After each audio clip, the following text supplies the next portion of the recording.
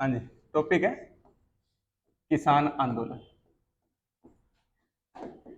पहले तो जो किसान आंदोलन हुए वो कौन कौन से क्षेत्र के अंदर हुए, लोकेशन याद कर लेना। पहले लोकेशन पहले याद करोगे तो फिर याद करना आसान हो जाएगा।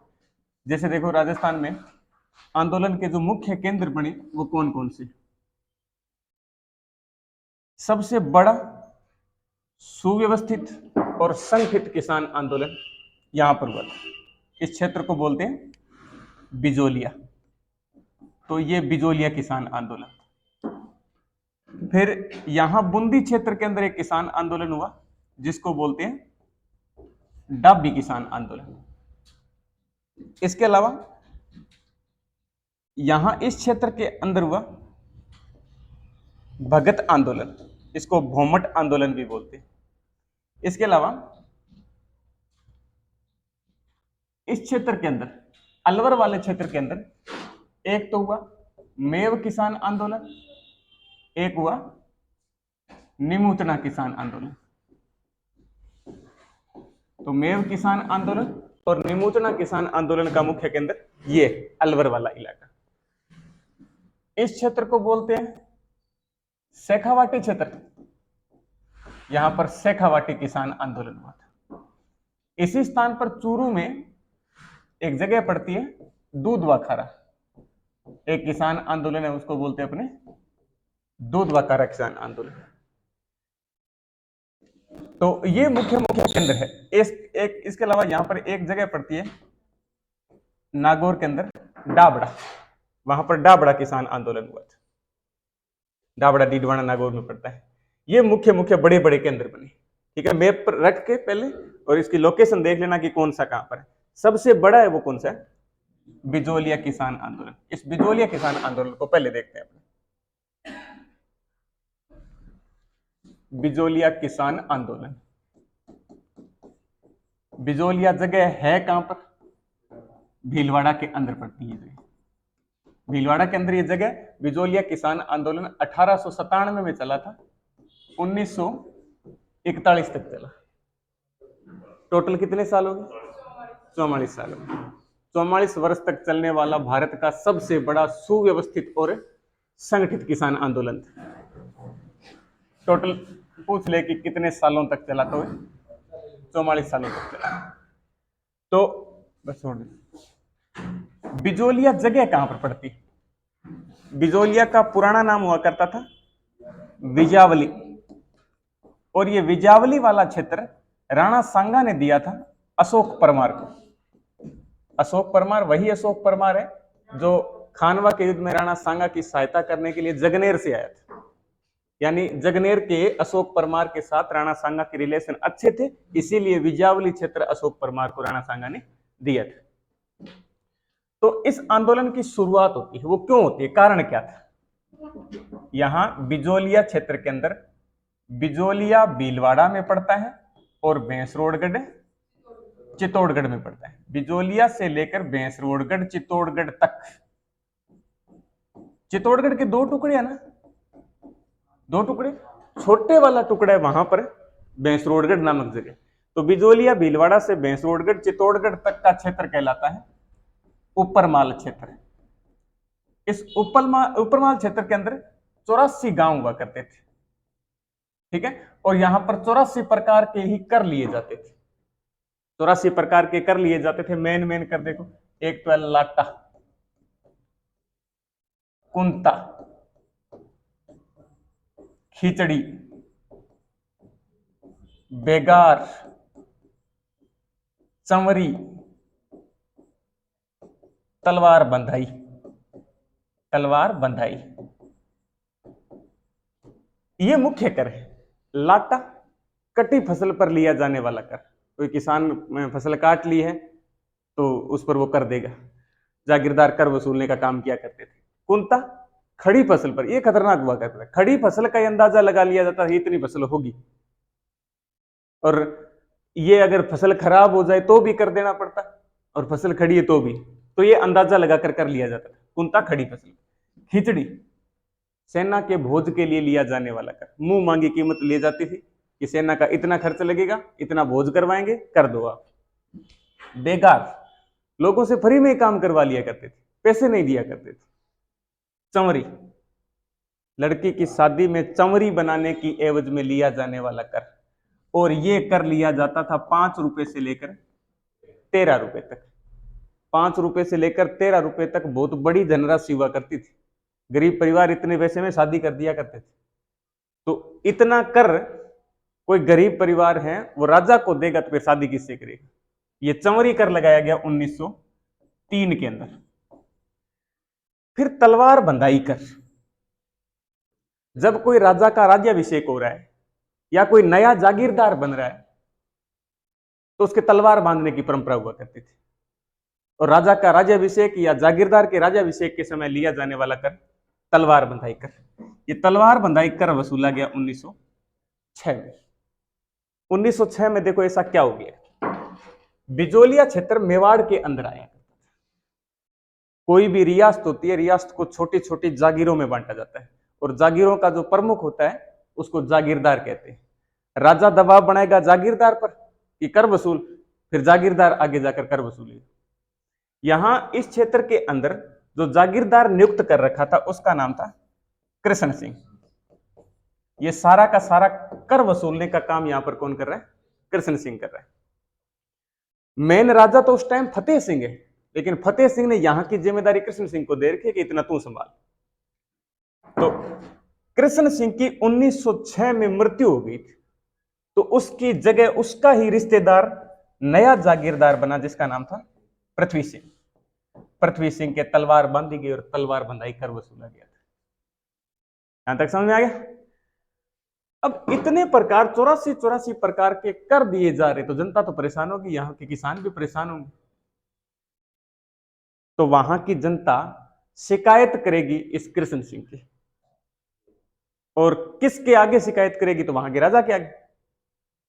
अब राजा के आगे शिकायत करेगी तो ये आंदोलन की शुरुआत होती है यहां से 1897 के अंदर।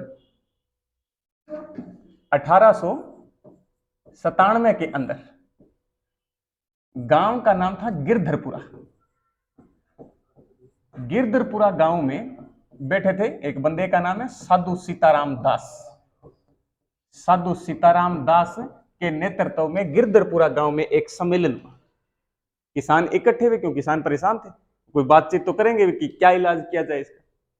तो किसान गिरधरपुरा गांव में इकट्ठे हुए साधु सीताराम दास के नेतृत्व में। किसानों ने प्लान बनाया कि ये जो कृष्ण सिंह अपने से लगान वसूल रहा है इसकी शिकायत करे, तो शिकायत मेवाड़ के राजा से की जाएगी। यहां से 2 बंदे भेजे साधु सीताराम दास ने। एक का नाम था नानजी और दूसरा ठाकरी। नानजी और ठाकरी नाम के 2 बंदे साधु सीताराम दास ने मेवाड़ के राजा के पास भेजे, फतेह सिंह के पास, कि जाओ कृष्ण सिंह की शिकायत करो कि ये बेवजह कर वसूल रहा है। नानजी और ठाकरी मेवाड़ के राजा फतेह सिंह के पास गए। फतेह सिंह को जाकर बताया कि जी आपने जो हमारा जागीरदार कृष्ण सिंह नियुक्त कर रखा है ना, वो हमारे से तरह तरह के कर वसूल रहा है, आप उस पर थोड़ा कंट्रोल करो। लेकिन राजा कंट्रोल नहीं करेगा। क्यों नहीं करेगा? क्योंकि राजा के फायदा हो रहा है। फतेह सिंह को इनकम जो जितनी वहां से हो रही है वो दे तो फतेह सिंह को ही रहा है, तो फतेह सिंह थोड़ी छेड़ेगा उसको। नानजी और ठाकरी की कोई भी बात फतेह सिंह नहीं सुनता। बस एक हामिद नाम का बंदा भेज दिया था। हामिद नाम का बंदा भेजा कि जाइए जांच करके आइए। बस नाम मात्र का एक बंदा भेज दिया कि ठीक ठाक है, बस एक सीधा में इस बिजोलिया क्षेत्र के अंदर घूमकर वापस चला जाएगा। हामिद नाम का बंदा भेज दिया, नानजी और ठाकरे की बात ही नहीं सुनी। इस बात का पता लग गया कृष्ण सिंह को कि मेरी शिकायत करने के लिए कोई बंदे फतेह सिंह के पास भेजे गए थे, बंदे थे नानजी और ठाकरी। तो बिजोलिया क्षेत्र से नानजी और ठाकरी को निष्कासित कर दिया, यहां से निकाल दिया इनको। इस घटना से आंदोलन की शुरुआत होती है।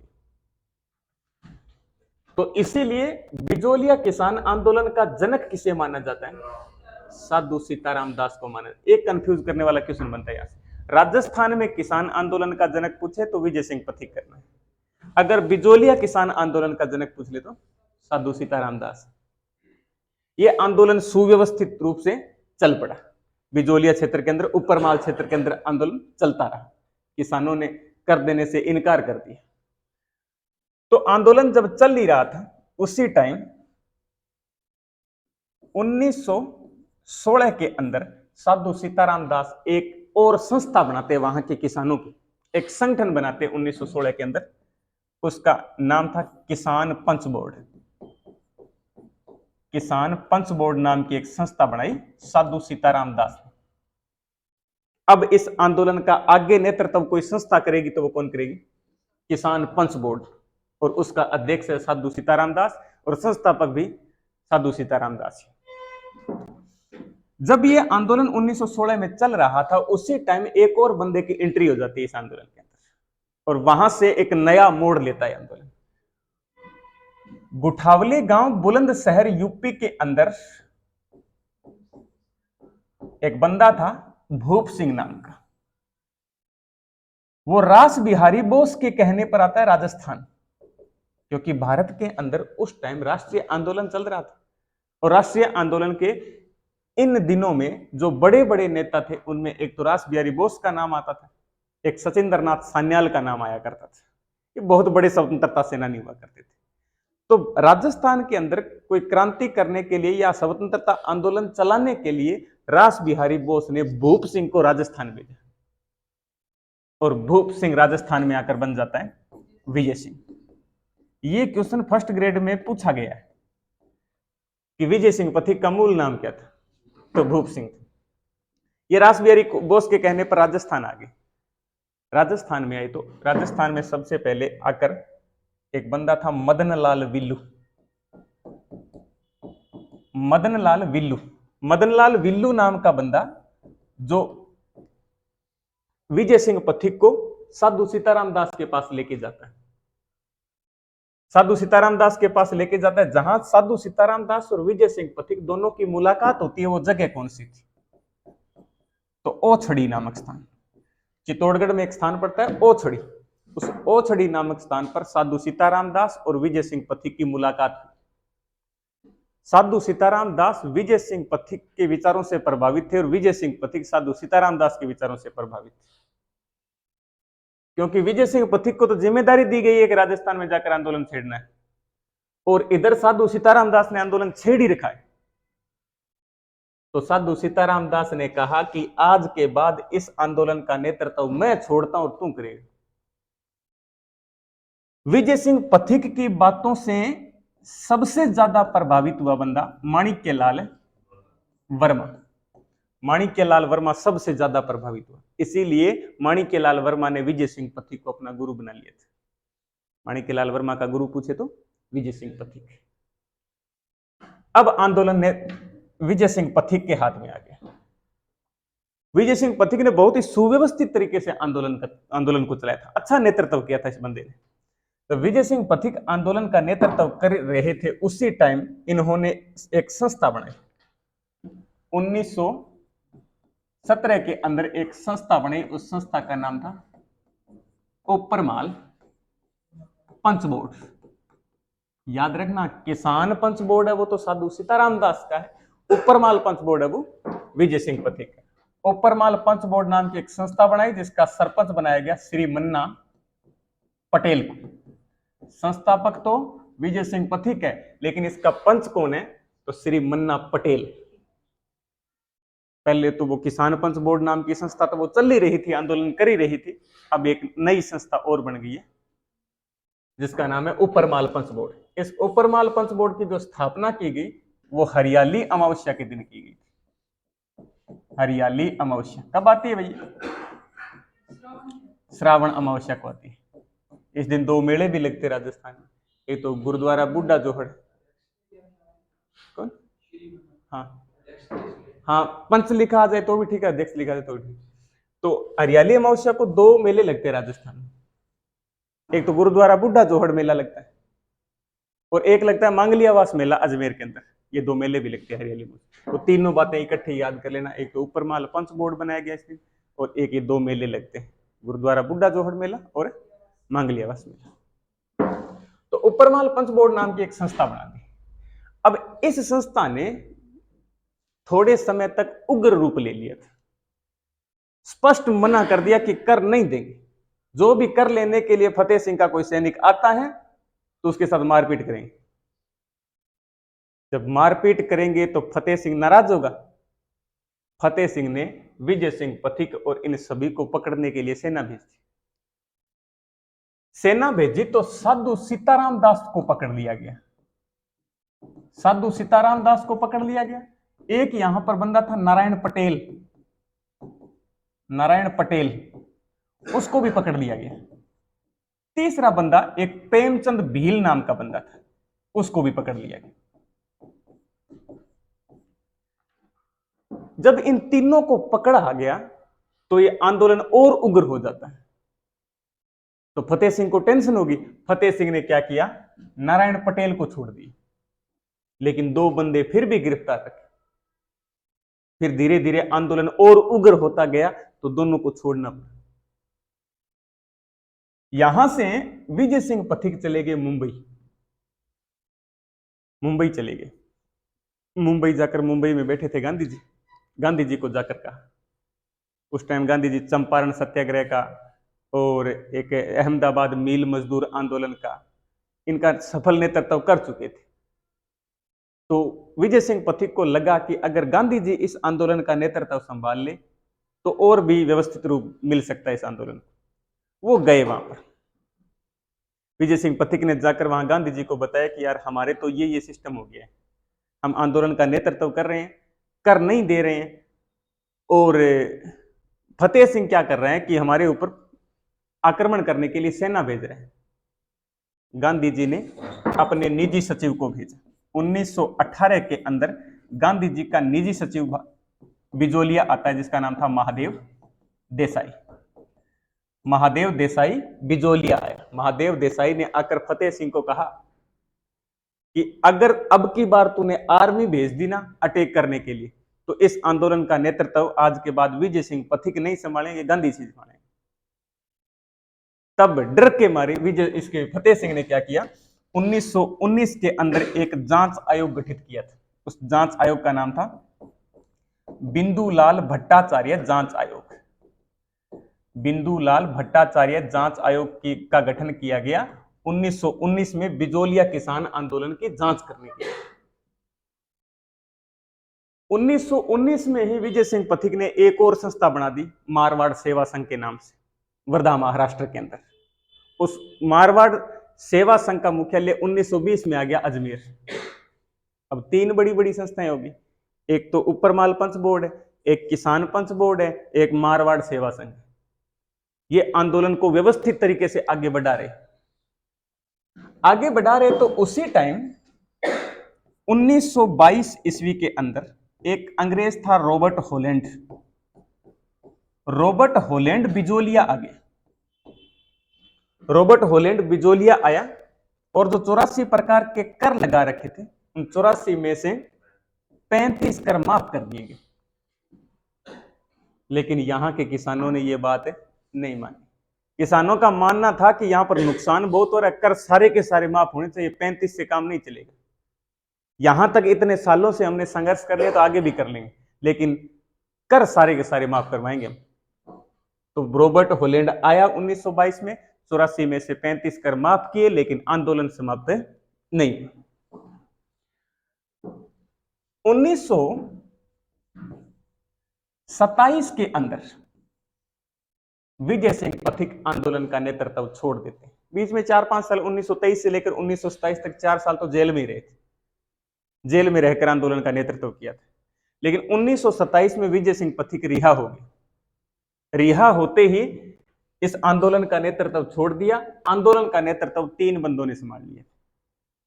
3 बंदे कौन आ गए, तो एक है माणिक्यलाल वर्मा, एक है जमनालाल बजाज और एक है हरिभाऊ उपाध्याय। अब ये 3 बंदे आंदोलन का नेतृत्व कर रहे हैं।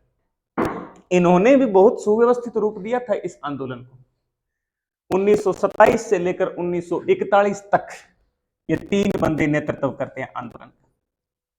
1941 में जाकर मेवाड़ में प्रधानमंत्री था टी राघवाचार्य। प्रधानमंत्री टी राघवाचार्य ने अपने राजस्व मंत्री मोहन सिंह मेहता को बिजोलिया भेजा और किसानों की मांगे मानी गई थी। 84 कर माफ किए गए थे। किसानों की मांगे मानी गई।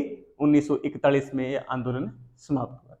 तो इस तरीके से 44 वर्ष तक चलने वाला भारत का सबसे बड़ा सुव्यवस्थित और संगठित किसान आंदोलन 1897 से लेकर 1941 तक बिजोलिया किसान आंदोलन चला था। यह आंदोलन इतना बड़ा रूप क्यों ले सका, इसमें कई समाचार पत्रों का बहुत बड़ा योगदान रहा था। समाचार पत्र देखो कौन से। एक तो प्रताप नाम का समाचार पत्र, एक साप्ताहिक समाचार पत्र था प्रताप नाम का समाचार पत्र, जो कानपुर से प्रकाशित हुआ करता था और इसको प्रकाशित करते थे गणेश शंकर विद्यार्थी। गणेश शंकर विद्यार्थी के प्रताप नामक समाचार पत्र में सारी की सारी बिजोलिया की घटनाएं प्रकाशित हुआ करती थी। तो इस आंदोलन का बहुत बड़ा इसका समाचार पत्र का बहुत बड़ा योगदान था। कहां से प्रकाशित हुआ करता था? कानपुर से। एक तो ये। दूसरा, एक बंदा और था जिसका नाम था तुलसी भील। रोजाना 24 घंटे के अंदर 70 मील पैदल चलकर आंदोलन का प्रचार किया करता था। लोगों को जागरूक करता था कि इस आंदोलन से जुड़िए, अगर आगे सफल इस आंदोलन को करवाना है। इसका भी बहुत बड़ा योगदान है। एक बाल गंगाधर तिलक का एक समाचार पत्र आया करता था मराठा नाम से। मराठा समाचार पत्र के अंदर इस बिजोलिया की घटनाएं प्रकाशित हुआ करती थी। और एक है पंछिड़ा गीत, माणिक्यलाल वर्मा का गीत है पंछिड़ा। इस पंछिड़ा गीत के माध्यम से भी माणिक्यलाल वर्मा ने इस आंदोलन का प्रचार किया था। एक इसी आंदोलन से संबंधित है रंगभूमि उपन्यास। मुंशी प्रेमचंद का ना, मुंशी प्रेमचंद का रंगभूमि उपन्यास। यह रंगभूमि उपन्यास सारा का सारा बिजोलिया किसान आंदोलन पर ही आधारित है। यहां तक समझ में आ गया? देखो थोड़ा सा रिवाइज कर देते हैं। आंदोलन की शुरुआत कब हुई? 1897 में हुई। किस गांव से हुई? गिरधरपुरा गांव से। बिजोलिया भीलवाड़ा से भैंसरोडगढ़ चित्तौड़गढ़ के बीच का क्षेत्र ऊपरमान। कितने प्रकार के कर? 84।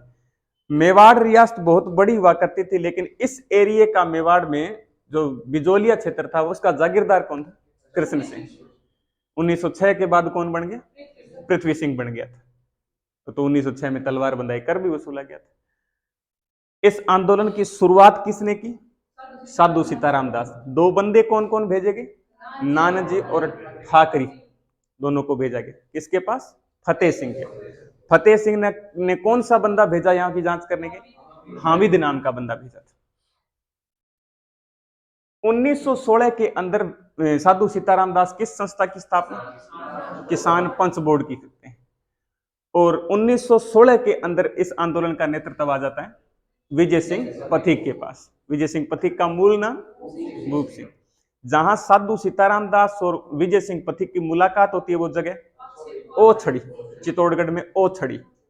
किसकी सहायता से मुलाकात हुई? मदन लाल विल्लू की सहायता से। और इसी दौरान माणिक्यलाल वर्मा ने अपना गुरु बनाया था विजय सिंह पथिक को। फिर 1917 में कौन सी संस्था है? ऊपरमाल पंच बोर्ड नाम की, जिसका सरपंच कौन है? श्री मन्ना पटेल। 1918 के अंदर गांधी जी के निजी सचिव महादेव देसाई ने बिजोलिया की यात्रा की। 1919 में बिंदुलाल भट्टाचार्य जांच आयोग। 1922 में रॉबर्ट हॉलैंड बिजोलिया आया। 84 में से 35 कर माफ हुए, लेकिन आंदोलन समाप्त नहीं हुआ। 1927 में इस आंदोलन का नेतृत्व 3 बंदों ने संभाल लिया, माणिक्यलाल वर्मा, जमनालाल बजाज, हरिभाऊ उपाध्याय। 1941 में मेवाड़ में प्रधानमंत्री कौन था? टी राघवाचार्य। किसको भेजा बिजोलिया उसने? मोहन सिंह मेहता। उस समय राजस्व मंत्री हुआ करता था मोहन सिंह मेहता। मोहन सिंह मेहता को भेजा गया। आंदोलन समाप्त है। आंदोलन का प्रचार करने के लिए योगदान पूछे तो प्रताप समाचार पत्र कानपुर से गणेश शंकर विद्यार्थी प्रकाशित किया करते थे। साप्ताहिक समाचार पत्र। तुलसी भील 24 घंटे में 70 मील पैदल चलकर आंदोलन का प्रचार किया करते थे। बाल गंगाधर तिलक के मराठा समाचार पत्र का योगदान रहा। और माणिक्यलाल वर्मा के पंचछिड़ा गीत का योगदान रहा। इसके अलावा मुंशी प्रेमचंद का रंगभूमि उपन्यास है वो इसी आंदोलन पर आधारित है। यह है आपका बिजोलिया किसान आंदोलन। अगला देखो,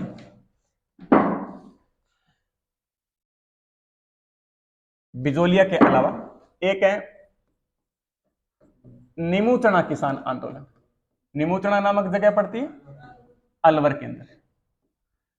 निमूचना किसान आंदोलन क्यों होता है, कारण क्या हो सकता है इसका? क्योंकि उस समय अलवर का राजा था जय सिंह। अलवर का राजा जय सिंह था और जय सिंह ने लगान की दरें बढ़ा दी थी, कर वसूली ज्यादा कर दी थी, तो यह आंदोलन शुरू हुआ। आंदोलन शुरू हुआ 1920-21 के अंदर। 1920-21 के अंदर आंदोलन सुव्यवस्थित रूप से चल पड़ा था। उसी दौरान निमूचना में 14 मई 1925 को किसानों का एक सम्मेलन हुआ। 14 मई 1925 को किसानों का एक सम्मेलन होता है। उस सम्मेलन पर एक पुलिस अधिकारी था छज्जू सिंह। छज्जू सिंह ने गोलीबारी का आदेश दे दिया। छज्जू सिंह ने गोलीबारी का आदेश दे दिया। यहां पर 156 लोग मारे गए थे। कई किताबों में यह आंकड़ा दे रखा है 800। दोनों ही सही है, दोनों में से एक ही आएगा अगर क्वेश्चन आता। ठीक है, तो 156 आए तो 156 कर दो, 800 आए तो 800। इतने किसान यहां पर मारे गए। इसीलिए छज्जू सिंह को राजस्थान का जनरल डायर कहा जाता है। गांधी जी का एक समाचार पत्र था यंग इंडिया। यंग इंडिया के अंदर इस आंदोलन की आलोचना की गई, यानी इस हत्याकांड की आलोचना की गई है। इसको जलियांवाला कांड से भी अधिक विभत्स बताया गया। विभत्स यानी दुखदाई बताया गया। जलियांवाला कांड से अधिक दुखदाई बताया गया निमूचना आंदोलन। तो ये तो निमूचना, थोड़ा सा देख लीजिए निमूचना जगह कहां है, अलवर के अंदर। 20-21 में आंदोलन शुरू हुआ। जय सिंह ने लगान की दरें बढ़ा दी थी, यह कारण था। 14 मई 1925 को निमूचना में किसान सम्मेलन हुआ, जिस पर छज्जू सिंह ने गोलीबारी का आदेश दे दिया। 156 या 800 किसान मारे गए थे। छज्जू सिंह को राजस्थान का जनरल डायर कहा जाता है। गांधी जी के यंग इंडिया समाचार पत्र में इसको जलियांवाला कांड से भी अधिक विभत्स बताया गया। और देखो आंदोलन, इसी अलवर में एक किसान आंदोलन हुआ, मेव किसान आंदोलन। मेव किसान आंदोलन अलवर के अंदर, ये 1932 से 1934। ज्यादा कोई विशेषता नहीं है। इसका नेतृत्व किया था मोहम्मद अली ने। नेतृत्व किया था मोहम्मद अली ने। इसका कारण क्या था? सुअरों को मारने पर प्रतिबंध हुआ करता था। अलवर के क्षेत्र में सुअर बहुत हुआ करते थे और सुअर किसानों की फसलें बर्बाद कर देते। सरकार ने सुअर मारने पर प्रतिबंध लगा रखा था। तो वो प्रतिबंध हटवाने के लिए मेव जाति के किसान यहां पर इकट्ठे हुए थे। 1932 से 34 आंदोलन हुआ, मोहम्मद अली ने नेतृत्व किया। मेव जाति के लोग यहां पर ज्यादा रहते, इसलिए अलवर भरतपुर क्षेत्र को बोलते हैं मेवात। एक आंदोलन है डाबड़ा किसान आंदोलन। डाबड़ा नामक जगह पड़ती है डीडवाना नागौर के अंदर। डाबड़ा किसान आंदोलन का नेतृत्व किया मथुरादास माथुर ने। मथुरादास माथुर ने डाबड़ा किसान आंदोलन का नेतृत्व किया था। यहां पर 13 मार्च 1947 को किसान इकट्ठे हुए थे। उन किसानों पर गोलीबारी की गई जागीरदारों द्वारा। कई किसान यहां पर मारे गए थे। इसीलिए डाबड़ा में 13 मार्च को प्रतिवर्ष किसान मेला भरता है। कोई पूछ ले कि राजस्थान में ऐसी जगह कौन सी है जहां पर 13 मार्च को किसान मेला भरता है? सॉरी, किसान यहां पर 13 मार्च को भरता है किसान मेला। 13 मार्च डीडवाना नागौर किसान मेला भरता है। एक डीडवाना झील भी है ना यहाँ, खारे पानी की झील। डाबड़ा डीडवाना नागौर, नेतृत्व मथुरादास माथुर ने। जागीरदारों द्वारा गोलीबारी की गई थी, कई किसान मारे गए थे। इनकी स्मृति में प्रति साल 13 मार्च को यहां पर किसान मेला भरता है। ठीक है, इनकी ज्यादा कोई विशेषता नहीं। ये छोटी छोटी घटना है। एक बड़ी घटना देखो, बेंगू किसान आंदोलन। बेंगू किसान आंदोलन यह चला था 1920 में। बेंगू किसान आंदोलन, बेंगू नामक जगह कहां पड़ती है? भीलवाड़ा के अंदर। इस आंदोलन का नेतृत्व दो बंदों ने किया।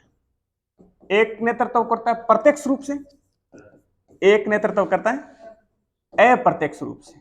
यानी सामने आकर नेतृत्व किया है वो प्रत्यक्ष, वो किया रामनारायण चौधरी ने। रामनारायण चौधरी ने प्रत्यक्ष रूप से। अप्रत्यक्ष रूप से किया इसका नेतृत्व विजय सिंह पथिक ने। क्योंकि 1920 के अंदर विजय सिंह पथिक एक बिजोलिया आंदोलन का नेतृत्व तो कर ही रहे थे, वहां तो केस चल ही रहा था उनपे। दूसरे और आंदोलन का नेतृत्व करने लग जाते, बेंगू किसान आंदोलन।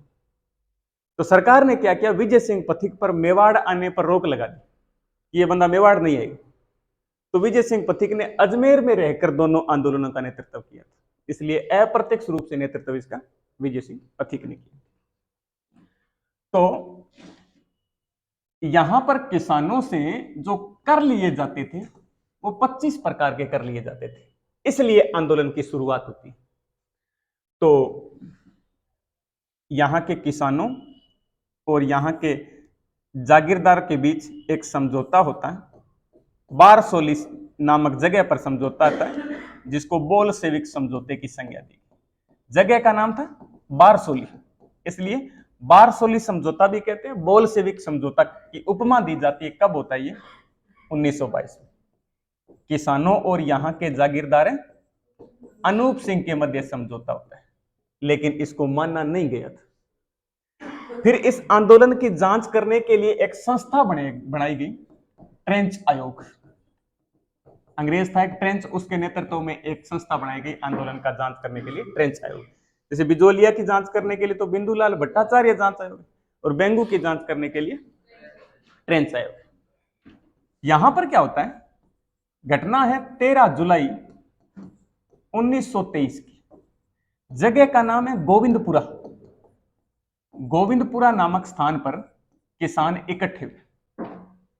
जब किसान यहां पर इकट्ठे हुए तो ट्रेंच आयोग ने बिना सोचे समझे गोलीबारी शुरू कर दी। तो धाकड़ जाति के 2 किसान मारे गए, एक तो रूपाजी धाकड़ और एक था कृपाजी धाकड़। रूपाजी धाकड़ और कृपाजी धाकड़ ये दोनों मारे गए। जब बड़े बड़े 2 किसान नेता मारे गए तो आंदोलन कमजोर पड़ेगा। पता लगा विजय सिंह पथिक को, अजमेर में बैठे थे विजय सिंह पथिक। विजय सिंह पथिक को लगा कि यार आंदोलन का नेतृत्व मैं कर रहा हूं, 2 बंदे मारे गए, इसलिए आंदोलन कमजोर पड़ रहा है। अब इसको आगे बढ़ाने के लिए मेरे को मेवाड़ में जाना चाहिए। विजय सिंह पथिक अजमेर से जाते मेवाड़, बेंगू गए, बेंगू जाते विजय सिंह पथिक को गिरफ्तार कर लिया गया। विजय सिंह पथिक को गिरफ्तार किया जाता है 10 सितंबर 1923 को। 10 सितंबर 1923 को विजय सिंह पथिक को गिरफ्तार किया जाता है।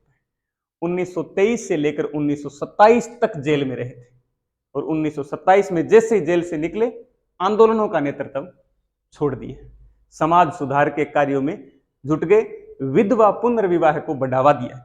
एक जानकी देवी नाम की महिला थी, विधवा महिला, उसके साथ विवाह करके खुद ही एग्जाम्पल पेश करते, इतने बड़े स्वतंत्रता सेनानी हुआ करते थे।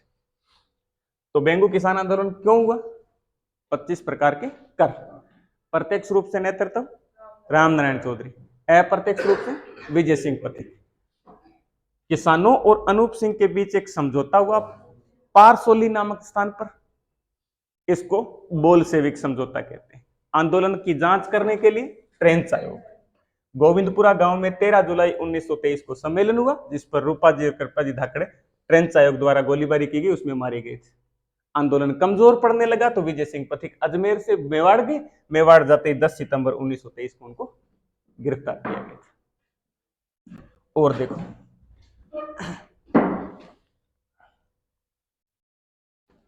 एक आपने कभी किसान आंदोलन पढ़ा हो, डब। इसको बूंदी किसान आंदोलन भी कहते हैं, बरड़ किसान आंदोलन भी कहते हैं। बूंदी, डाबी या बरड़ किसान आंदोलन, क्योंकि बूंदी तो बूंदी में हुआ, बूंदी जिले के अंदर हुआ, तो बूंदी किसान आंदोलन।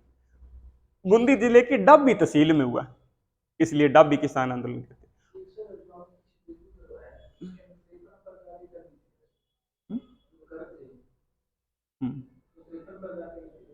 पुरानी में 53, अब नई में 25 है।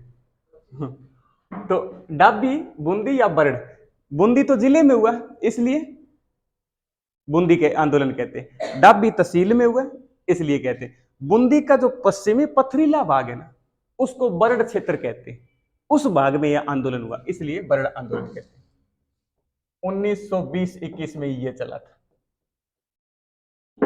तो इस आंदोलन का जो नेतृत्व है वो किया था नैनूराम शर्मा ने किया था। नैनूराम शर्मा ने इस आंदोलन का नेतृत्व किया। तो घटना है 2 अप्रैल 1923 की। 2 अप्रैल 1923 को डाबी नामक स्थान पर किसान इकट्ठे हुए, क्योंकि किसान आंदोलन चल रहा है तो किसान तो सम्मेलन करेंगे अपना। डाबी नामक स्थान पर किसान इकट्ठे हुए। वहां पर एक पुलिस अधिकारी था जिसका नाम था इकराम हुसैन। इकराम हुसैन ने क्या किया, गोलीबारी करनी शुरू कर दी। जब इकराम हुसैन गोलीबारी करता है तो 2 किसान मारे जाते हैं। एक है नानक जी भील, नानक जी भील, और एक है देवीलाल गुर्जर।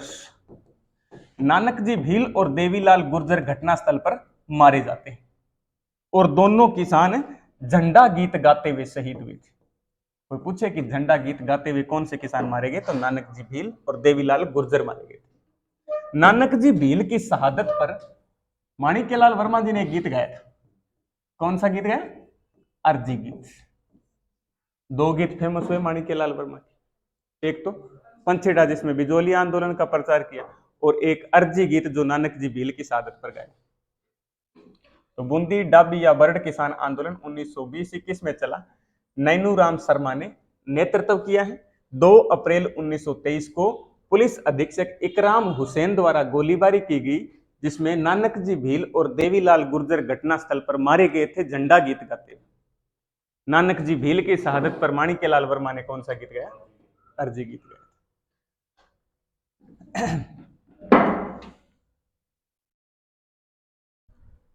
एक देखो,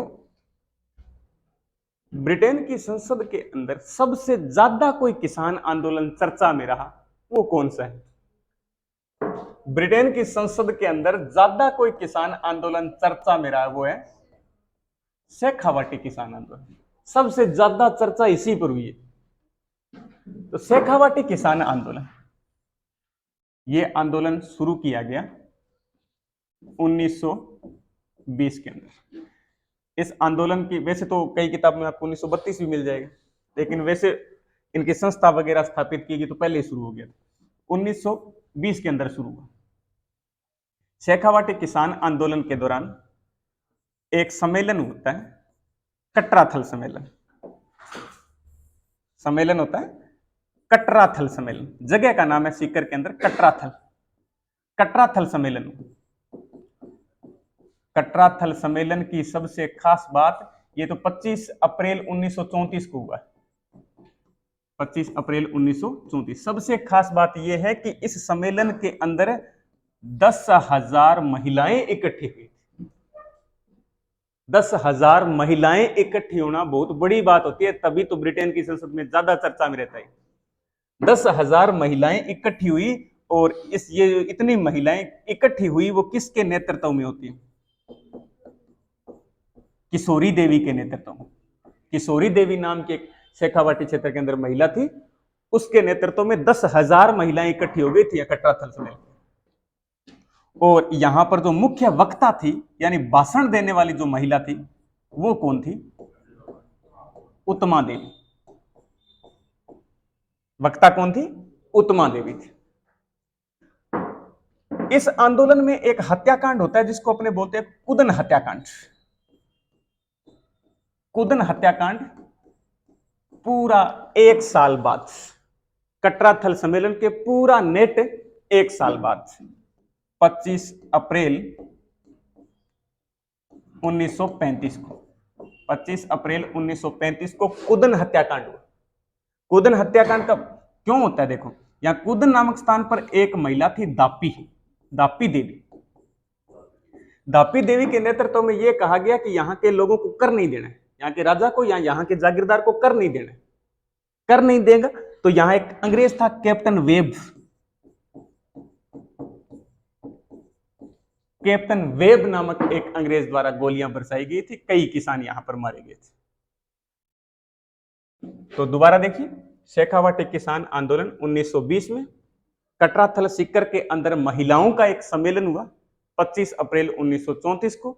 उसमें कितनी महिलाएं इकट्ठी हुई? 10,000 महिलाएं इकट्ठी हुई। उस आंदोलन का नेतृत्व कौन कर रहा है? किशोरी देवी कर रही, लेकिन वहां पर वक्ता कौन है? उत्तमा देवी। एक साल बाद कुदन हत्याकांड हुआ 25 अप्रैल 1935 को, क्योंकि दापी देवी के नेतृत्व में किसानों ने कर देने से इनकार कर दिया। तो कैप्टन वेब द्वारा यहां पर गोलीबारी की गई थी, कई किसान मारे गए थे।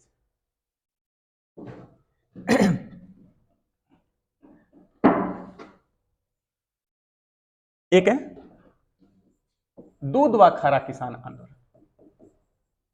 दूधवा खारा नामक जगह कहां पड़ती? दूधवा खारा पहले तो बीकानेर रियासत में आया करता था, क्योंकि चूरू और हनुमानगढ़, गंगानगर, बीकानेर, ये सारा का सारा बीकानेर क्षेत्र के अंदर आया करता था, क्योंकि बीकानेर के राजा ही इन पर कंट्रोल करता था। तो पहले तो बीकानेर में था, वर्तमान में स्थान चूरू में। यहां पर किसान आंदोलन होता है 1944 के अंदर। उस 1944 में यह आंदोलन होता है। उस समय बीकानेर का राजा हुआ करता था शार्दुल सिंह। दूधवा खारा किसान आंदोलन का जो नेतृत्व किया, उसमें एक बंदा है मग्गाराम वैद्य। मग्गाराम वैद्य, एक है हनुमान सिंह आर्य, और एक और बंदा है जिसका नाम है रघुवर दयाल गोयल। रघुवर दयाल गोयल, बस इतनी बातें याद करनी। दूधवा खारा किसान आंदोलन 1944, उस समय बीकानेर का राजा शार्दुल सिंह हुआ करता था, और नेतृत्व मग्गाराम वैद्य, हनुमान सिंह आर्य और रघुवर दयाल गोयल। ठीक है, ये तो है किसान आंदोलन। अब जनजातीय आंदोलन कौन से? वो ज्यादा नहीं है, वो 3-4 ही है कोई। जनजातीय आंदोलन,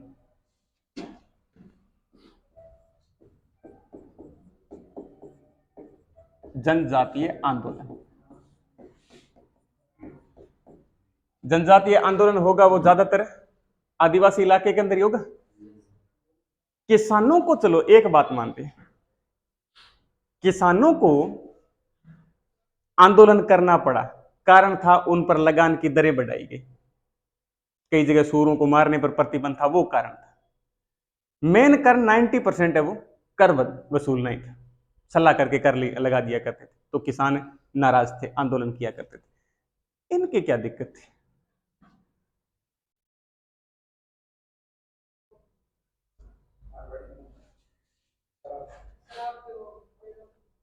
देखो, मेन कारण क्या था?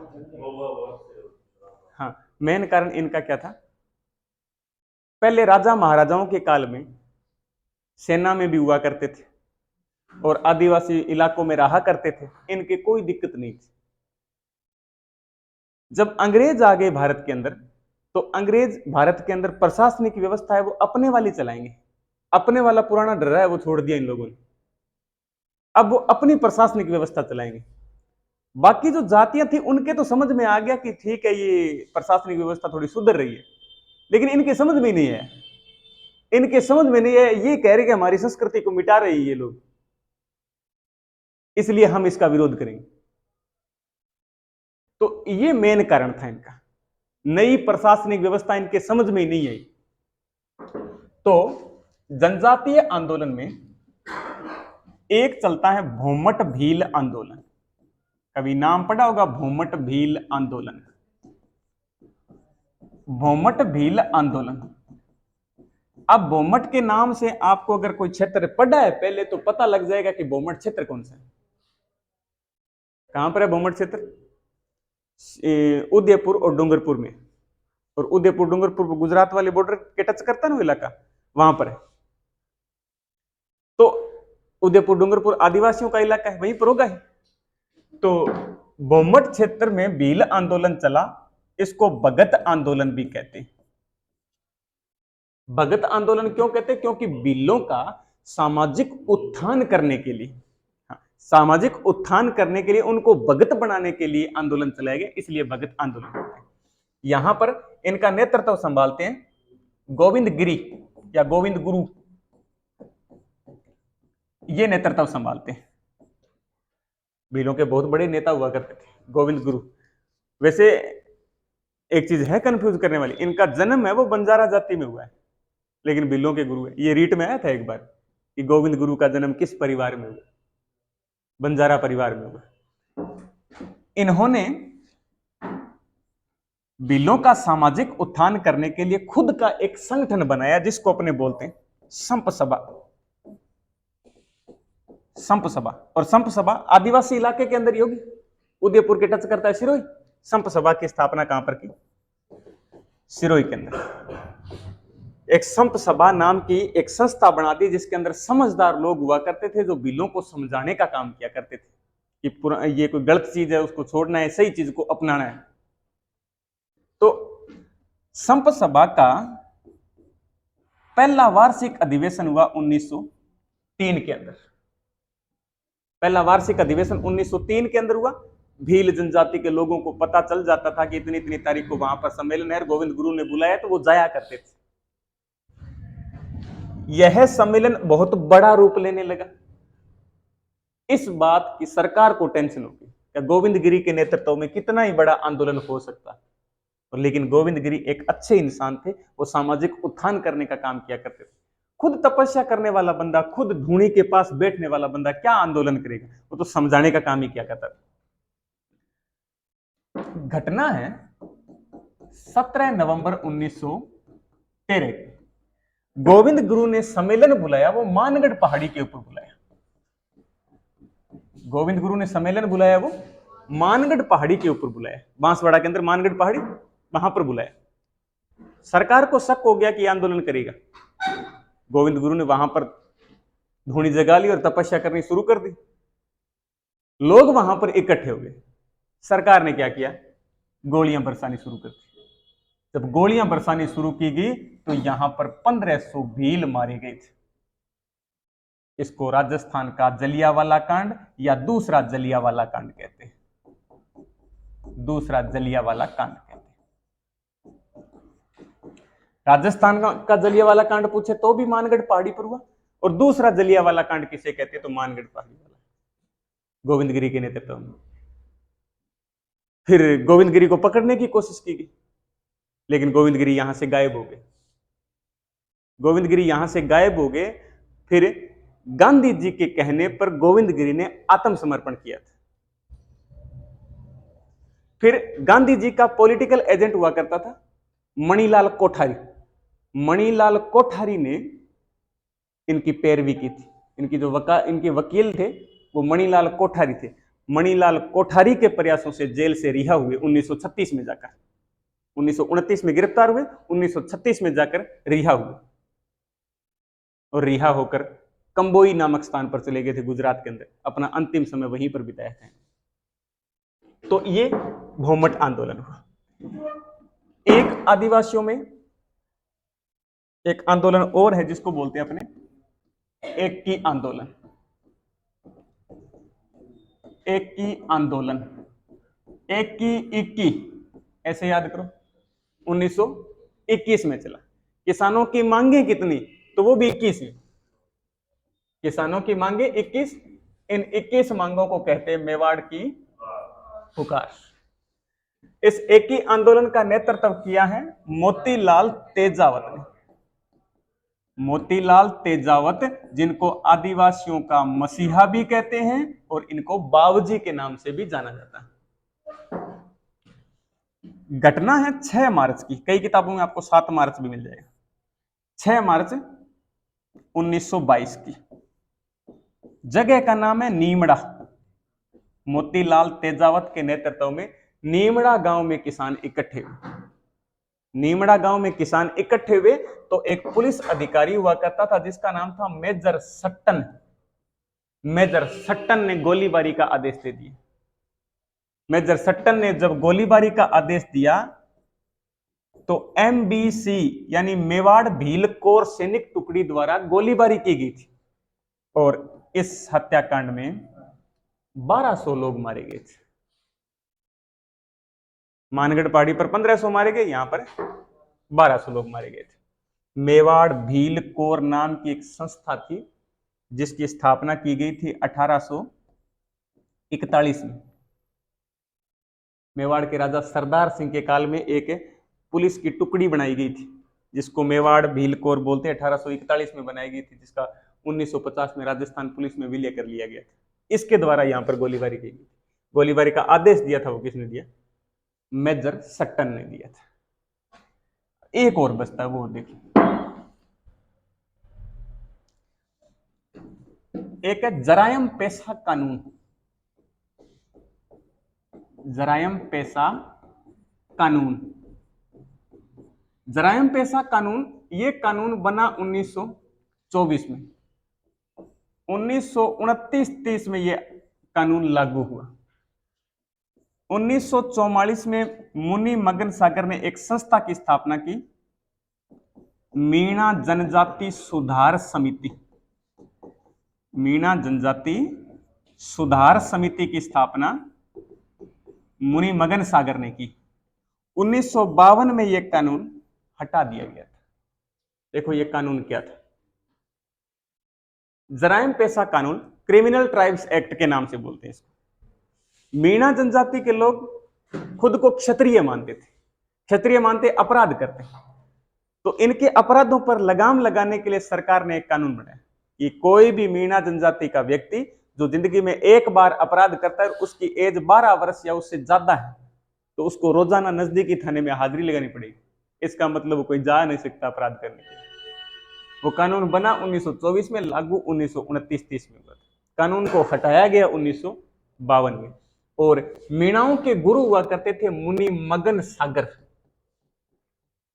मुनि मगन सागर इसने मीणा पुराण ग्रंथ लिखा था। मीणाओं की 24 खांप और 5200 गोत्र बताई इन्होंने। मुनि मगन सागर ने मीणा जनजाति सुधार समिति की स्थापना की। एक अपने बचपन से पढ़ते आ रहे हैं, रास्तापाल कांड। रास्तापाल कांड जगह कहां पर पड़ती है? डूंगरपुर में पड़ती है। रास्तापाल कांड नेतृत्व करती है कालीबाई। कालीबाई के दो गुरु थे, एक था नाना भाई और दूसरा था सेंगा भाई। नाना भाई और सेंगा भाई नाम के दो गुरु थे। देखो घटना क्या होती है, सरकार का आदेश था कि स्कूल बंद होने चाहिए, लेकिन इन दोनों ने जबरदस्ती स्कूल खोले और बच्चों को पढ़ाना शुरू किया। तो नाना भाई को मार दिया अंग्रेजों ने या सरकार ने।